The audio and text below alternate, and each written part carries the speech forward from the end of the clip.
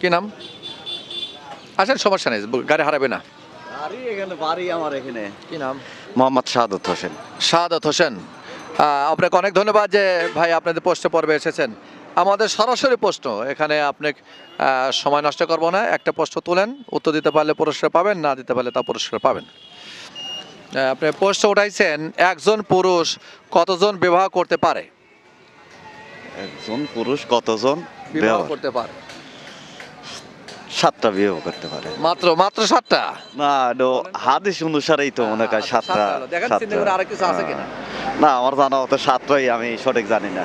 ওই আপনার হাদিস অনুযায়ী 7টা।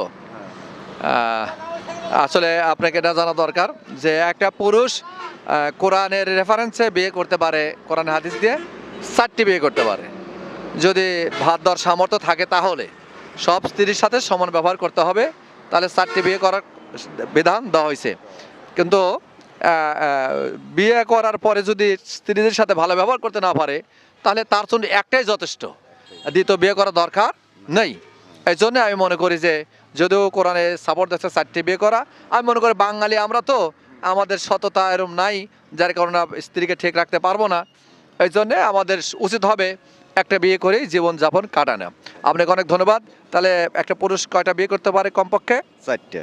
4টা, তবে একটা করাই? একটা করাই উত্তম। আচ্ছা, আপনার কি বিয়ে করার কি ইচ্ছা আছে নাকি পরে? না না না, ও আচ্ছা, ধন্যবাদ। ছেলে মেয়ে কয়জন? 2 মেয়ে। 2টি মেয়ে, মানে 2টি জান্নাত। আপনাকে অনেক ধন্যবাদ। আমি আশা করি ভাই আপনি সুস্থ থাকেন, ভালো থাকেন, আর আমাদের চ্যানেল থেকে মেয়ের হাতে একটা বই তুলে দেবেন, এই মেয়েকে এই বইটা দিয়ে দেবেন, যে বইটা পড়তে পারবেন ইনশাল্লাহ।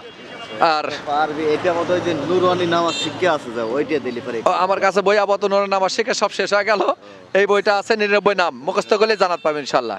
ধন্যবাদ, অনেক ধন্যবাদ। আচ্ছা।